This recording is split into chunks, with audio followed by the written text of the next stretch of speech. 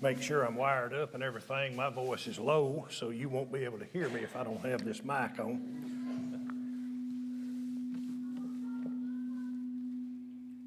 May not be able to hear me for the feedback.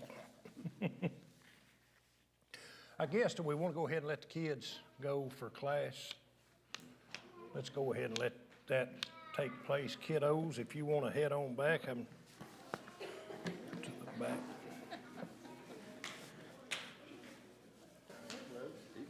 It don't take him long to get there, does it? Keeps doing that, just Back up.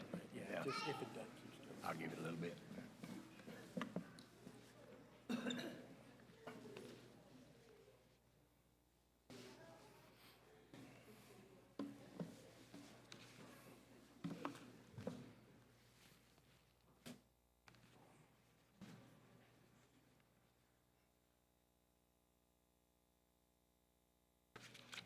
Jeff, lead us in prayer. Okay. We got just a little bit of announcements here to go over before we get started tonight. Some for our list. Before I get these, does anybody have anybody that they need to add to our list? I have a number of people from the ladies' Bible class that they had for us, people that we need to pray for. Remember, Bobby Entrigan, I think's at Scott Rehab or Nursing Home over here. Let's continue to remember John and Marilyn Croney. Also, Mary Alice White, who is dealing with pain at this time. Barbara Smith and Ruth Nix having health problems. It says Becky's sister. Is this your sisters? Becky Sharp's sisters, Barbara Smith and Ruth Nix. Sorry, I didn't know that, Becky. And then Bud Smith, who is Roseanne's brother, is dealing with COVID right now, so let's remember him too. Also, Otis Davidson, this is Maynard Davidson's brother. We're asking for prayers. He was told that he had liver cancer today. He just found that out. That's Otis Davidson, that's Maynard's brother. Also, our song leader, Howard Olive, he's going to be having surgery next Wednesday, the 26th, so we want to pray for Howard. She has surgery. And then Catherine Blassingem, of course, this Chad's mother's not, Kurt told me she wasn't doing well at all. She's on hospice, so let's continue to remember her in our prayers as well. Anybody else that we need to add to these or this list? Jeff, would you mind leading us in prayer, please? Heavenly Father, we come before you tonight, acknowledging you as an awesome God, healer, the giver of all good and perfect gifts. We come before you at this time, asking prayers on those that have been mentioned as sick. I pray that you will touch those healing to them. I pray that you will help those in ministry, even at home, families, friends. I pray that you will be with us tonight as we study another portion of your word. Forgive us when we beg, Father, in Christ's name we pray. I told Connie I'm a little bit nervous tonight, and I don't know why. I used to do this every couple of Sundays for the adult class on Sunday morning. You know, we had a rotation back a few years back. Several of us would just rotate teaching this class on Sunday morning. I don't think I've done it since COVID. Since right before COVID, we kind of broke up for a little bit that first, you know, when that COVID first started, and I don't think I've been back up here since. I have filled in for Ed Stedman just a couple of times over in the what we call the college age or the young professional class. That was a little different. I was used to being in here talking to this group, but not so much the young folks. So it was an experience and something that I enjoyed doing. You know, Kurt asked me to fill in. I don't know that fill in's the right word. He just asked me if I'd care to take a class. I don't know who taught. We wasn't here last week, a week before, and I think we may have somebody else gonna take this next Wednesday night. But I thought, boy, Kurt must He must already see something in me to be asking me to stand up here and try to fill in his shoes on a Wednesday night, and then it dawned on me what it was that he sees in me. He's just figured out that I know how to run my mouth. I have a way of doing that. Marty and me was talking just a minute ago about teaching class and that kind of stuff. You know, and I was telling Marty, I said, my one problem is I'm not a planner. Now, Connie's a planner, but I'm not good at planning anything. And I was telling Marty, I said, now, if you get me talking and get me rolling, I can go with it then. But as far as planning lessons, that's a little bit harder for me, and it's probably because I don't do it all the time. Well, what are you going to be talking about now, brother? Well, I'm fixing to get there. When Kurt called me to do this, I told him, I said, it's kind of a coincidence that you called me right now, because I was riding down the road listening, and we're getting to it right now, Jim. I was riding down the road, and I was listening to the radio. It was late morning, and I told Kurt when he called me, I said, it's kind of coincidental, because I'm sitting here listening to something that has kind of jarred my, started my mind to working a little bit. I said something that might even be able to get me started, on something to do for this Wednesday night class that you're asking me to teach. But as I was riding down the road, I was listening to the radio station out of Nashville, a talk radio. And there was a couple of gentlemen on there, and they were talking about all the division there is, everywhere, around us every day, in our country, in the world. And don't you think that's right? I mean, there's just a lot of division. And it seems like just about anything you come up against or anything you want to talk about, there's a lot of division. And they went on to talk about the part that the church plays in the world, I guess, and how the church can influence, this sort of thing, and the influence that the church has on the world. Now, bear in mind that I guess when these gentlemen, when they talk about the church, they're using probably a more loose definition than what we might choose to use. They're probably just addressing the religious world in general when they talk about the church.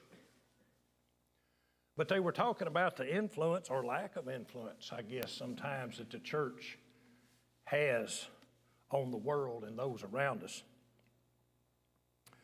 And one of them made the statement, he said, I'm not sure, and bear in mind, I'm not talking about this as any reflection on us as a congregation here, but just the religious world and the church as a whole. But one gentleman said, I don't know that the church is really offering anything to the lost.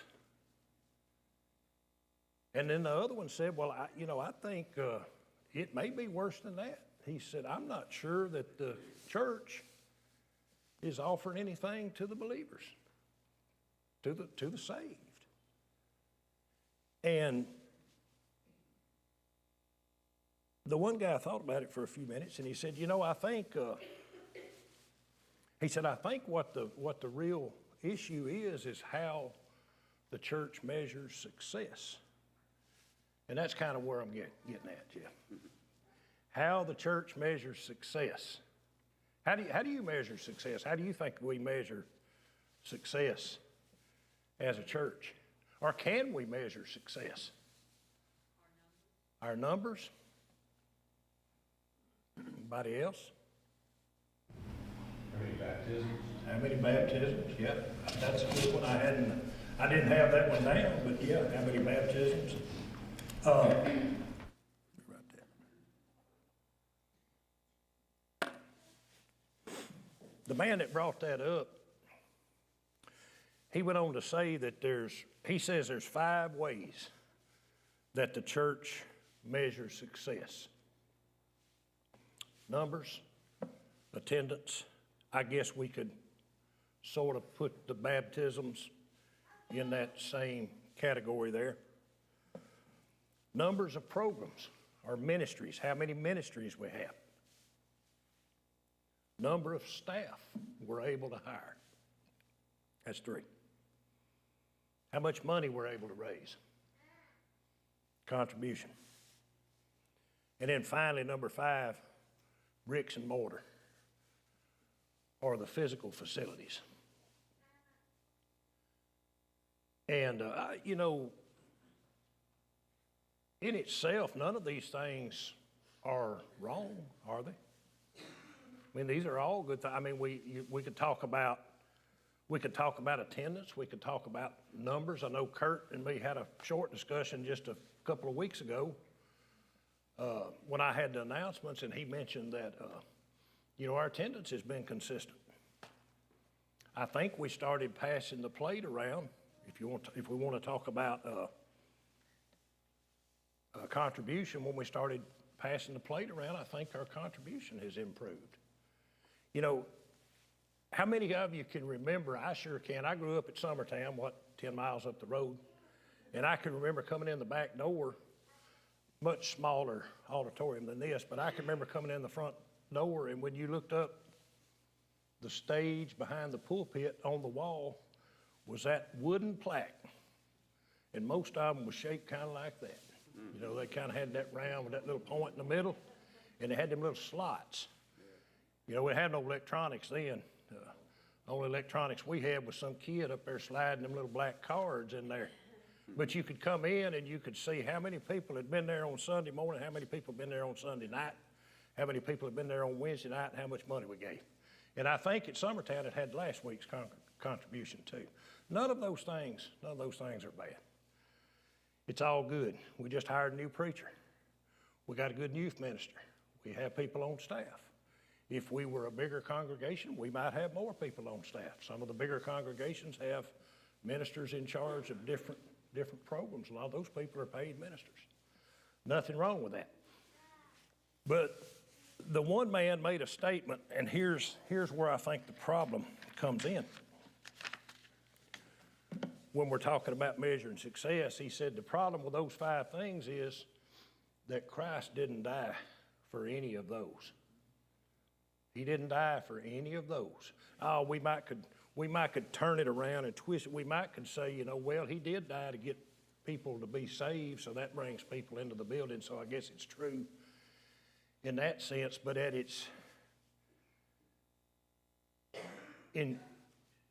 think that's an accurate statement to make, that Christ didn't die for any of those things.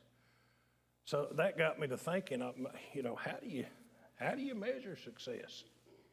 How do you measure success in the church? If Christ didn't die for any of these things, if that's not what it's all about. You know, I've worked at the hospital up here for 25 years, give or take. And every year we have to set goals. And that's what I got to thinking about when I got to thinking about measuring success. And I can tell you, if you work in a hospital, everything is measured. Everything.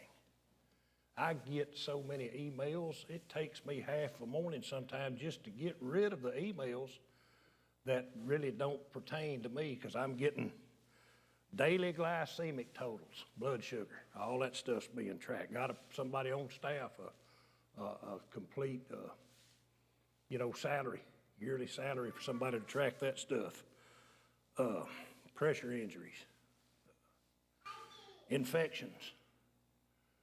We've even got how many times you wash your hands. You remember the hall monitors in school? I'm a hall monitor. I stand out in the hall and catch people washing their hands or not washing their hands. So I get to participate in that. But everything is measured, and I'm sure it's that way in a lot of other places too. Connie's over there shaking her head. Yeah, she's an accountant. I guess numbers, everything's measured. I was hoping Kathy Mashburn would be here because she works in a bank. I know, Teresa, you work in a bank. Do they measure anything? In a bank, everything's measured. The problem for me is my mind don't work that way. I'm not a planner, I'm not a measurer. Connie, again, I'll pick on her again because she's sitting over there smiling at me. But she can do that all day long. I don't like it. I don't want nothing to do with it. But I have to set these goals at work every year. And I'm thinking, how do you set a goal? Well, we have what we call organization goals, and they're based on our mission and our vision. And a good way to look at that is, as an organization, who are we? Why are we here? And then there's one more thing. We have departmental goals, and that gets more down to the nitty-gritty. That's more about what are we doing in our department? What am I doing in my department that I can set a goal that is measurable, that I can attain? And that has more to do with what are we supposed to be doing? So I had three things that I was thinking about, and not necessarily in this order. Who are we? Why are we here? And what are we supposed to be doing? But I don't want to do them in that order. Let's talk about why we're here first. What do you think? The more you talk, the less you'll have to listen to me ramble on. And I may have a little twist on this. This may be a trick question. Why are we here? Worship God. Worship God. It's a good answer. The movement of God is Holy Spirit. I'm sorry? And that's why I'm here. You know, I'm young in this church, Uh-huh. and that's why you think I'm here. I never went to a Church of Christ. I was raised Baptist. Yeah. But when I came down to the point where I needed God, and He knew I needed Him because He put me in that place, I like that.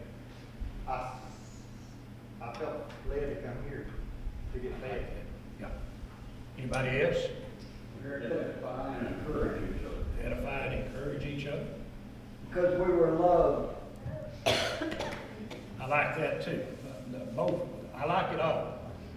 Where I was at was kind of along those. I think we're here. I think we get a little bit confused there as far as why we're here. I think sometimes I tend to think I'm here because of what I do. But I think that has more to do with what are we supposed to be doing. I think we're here because of Christ. What did Paul say? To live is Christ, and to die is gain. Romans chapter 5. Let's look there for just a minute. This is one of my favorites. How long have we got in here? Because I may get this in, I may not get all of it in, but we'll get what we can.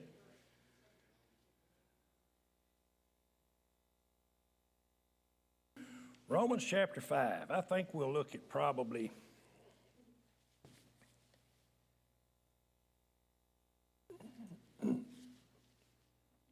starting in about verse 6. And you'll recognize this. For while we were still weak at the right time, Christ died for the ungodly. For one will scarcely die for a righteous person, though perhaps for a good person one would dare even to die. But God shows His love for us in that while we were yet sinners, Christ died for us. It goes on, we won't read it, but it goes on. If you move on down, starting at about verse 12, it'll talk about the fact that sin entered the world through one man, that being Adam. And just as sin entered the world through that one man, it was that one man, Christ, who gave Himself so that we could all be saved. Sin come into the world through one man took it away. In one fell swoop, took it away.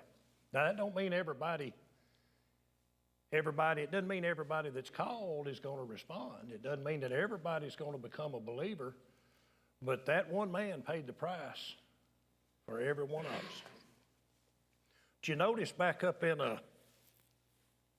verse 7, you notice he didn't talk about the bad man. he said, for a good man, let's see, he says, for one will scarcely die for a righteous person. He doesn't even mention the bad person. Think about it. I had a little funny, I told Connie this is one of my funnies. You think about it. You're sitting there watching Gunsmoke. And the bad man comes walking up the road. And Matt Dillon comes, clumping out and limping out up the road. By the way, you know where he got that limp? Military. Foot would take half his foot's gone. Anzio. Invading Italy, Anzio during World War II. Connie looked that up for me. I knew he got injured in World War II. I thought it was in the Pacific, but no, she said it was in Anzio. But Matt Dillon, he's just finished whatever business he had in the Long Branch, talking to Doc Festus, saying goodbye to Miss Kitty. And he comes walking up the street. You don't ever see somebody walk out and say, wait just a minute, Marshal, wait just a minute. I'll stand in front of this man. I'll take that bullet, whatever, for him. We're not wired to think that way. We just don't think that way.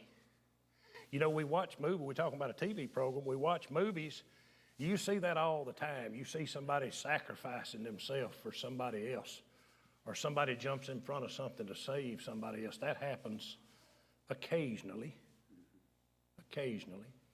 We want to think that especially for our family or our friends, or for those of us who are sitting here tonight, I want to think that I look around at you and think that I could make that sacrifice. I can't guarantee myself. But think about this.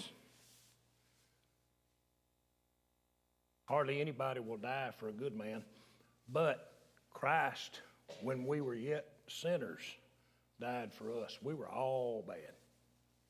And I don't know an easier way to put it, But that's what he did.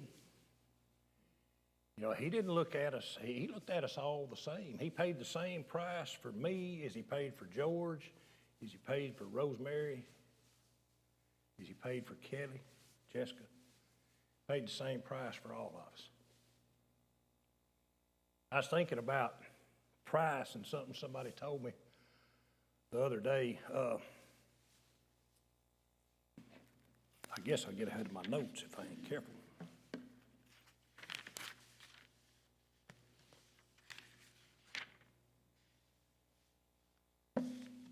Somebody told me, I think, talking about the national debt, and we ain't gonna get on that or politics or nothing, but I think it was somebody here telling me, was it $37 trillion that our debt has grown to? 37 trillion. How big a number is that? If you got out $1 bills and started counting, let's start easier. No, let's start it easy. If you're just gonna count it out to 1 million, how long do you think that'd take? Anybody got a guess? Now, about 89 days, if you take a break, get you a little something to eat every now and then.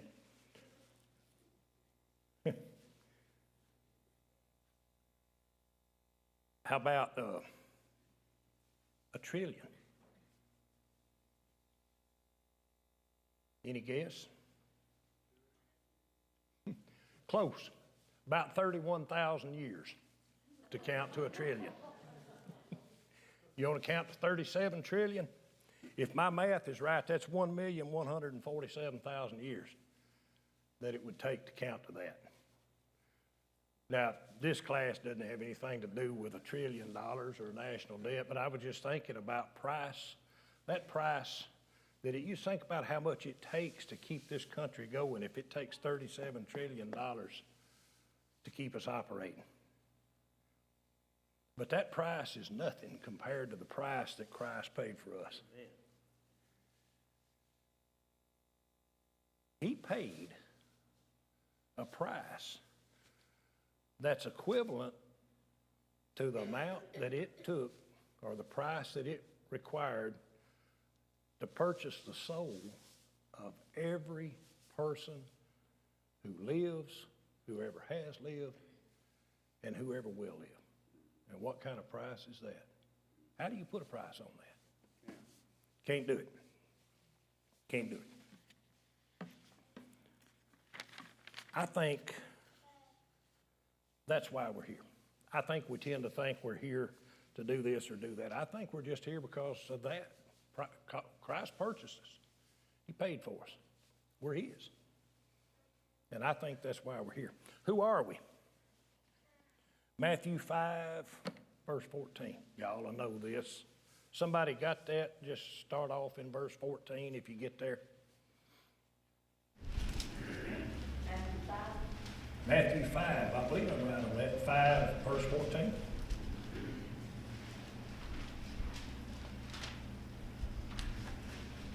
You're the light of the world. The city is set on a hill, I think it is. Keep going. Somebody, you, somebody. You're right. I think I got like verse 14 through about 16 or 17.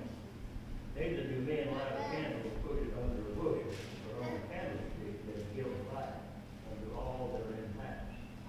Let your light so shine before men, that they may see your good works and glorify your Father which is in heaven. Who are we? I think that, does that kind of sum it up? Who we are? Does that kind of take in everything? You know, you could go back a few verses and it'll tell you we're the salt of the earth. We all know we're Christians. We all know we're children of God.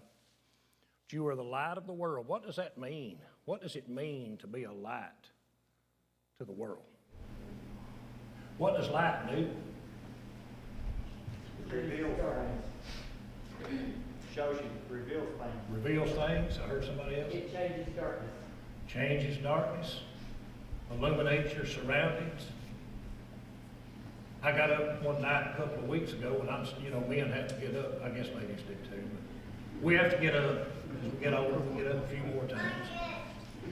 And I thought I'd just easing up, and making not any noise or something, and kind of said, "You better get you a flashlight, or you're going to wreck it yourself or something your toe or something."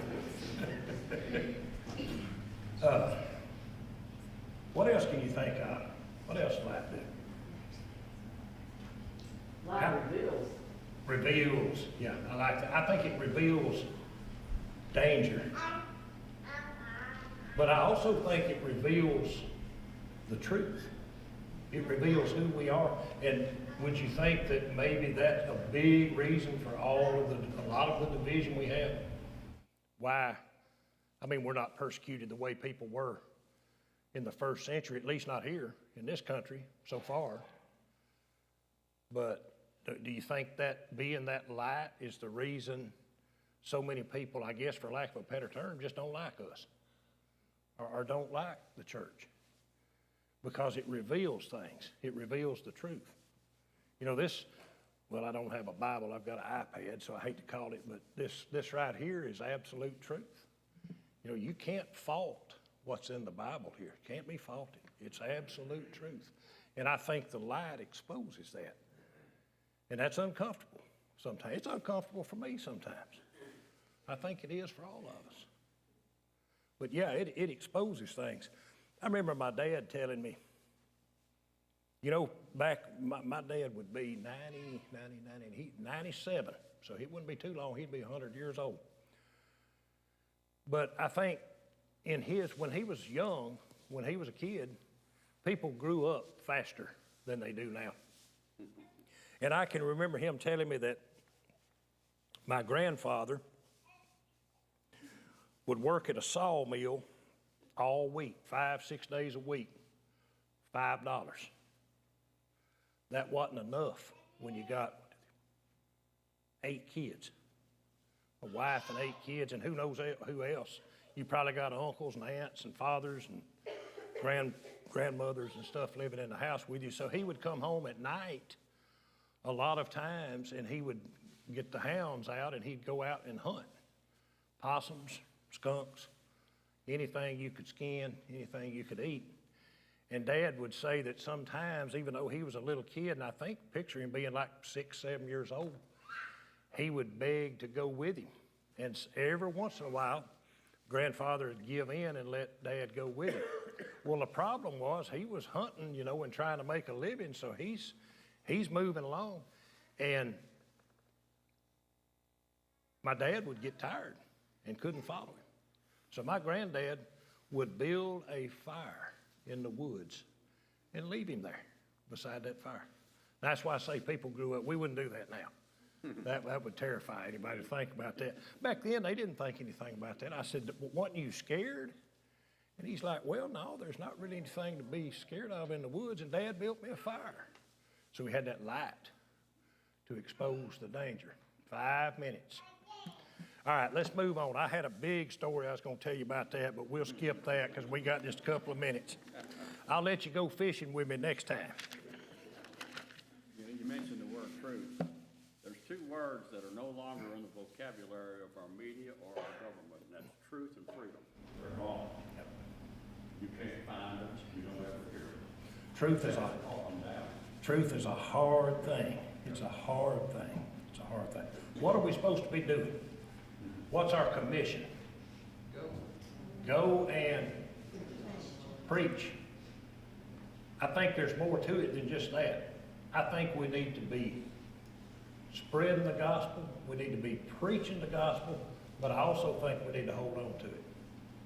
I think we need to keep that right here. We talked about it earlier, Romans chapter 5, verse. What is the gospel? Is it complicated? Paul said in what?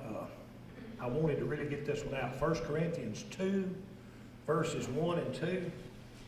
He said, and I'll try to paraphrase it, he said, "I would know nothing among you but Christ and him crucified."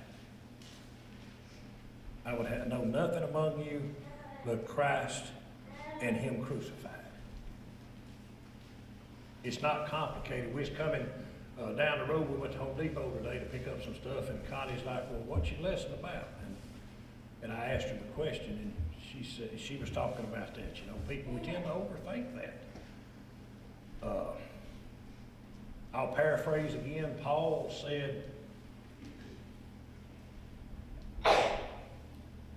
basically that he didn't preach the gospel with words of wisdom. And the reason he didn't is because he didn't want anybody to have to make the mistake of thinking that it had anything to do with what he said or how smart he was. Now he goes on to say, for the mature, for those people who are mature, we talk about wisdom. But when we're talking about spreading the word and we're talking about preaching the gospel, it's a simple thing. And we need to keep it right here. I'll tell you one quick story, real quick. Jerry Clyer told this story. He said there was a preacher, and every time he got up in the pulpit, all he wanted to preach about was baptism. And he preached it over and over, and preached about nothing else. And the leaders of the congregation got together and they said, "We got to do something. We got to hear a different sermon, something besides baptism." One of them said, "I know what we'll do. We'll give him a scripture to preach on, and we'll tell him he's got to preach on that." So they found one they didn't think he could get out of, and the scripture they read was, "The axe was laid at the root of the tree." And he got up and he looked at that, what they give him, and he said, "Oh, the axe was laid at the root of the tree. That's great. Wonderful." He said, "The only reason I can think of that someone would lay the axe at the root of a tree would be to take up the axe and cut the tree down, to cut out a log, to dam the creek up and get it deep enough to have a baptizing." He was tenacious.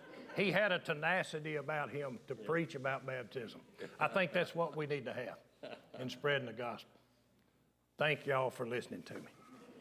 Yeah, you mentioned about the gospel. That's what is 1 Corinthians chapter 15, verse 4 is the whole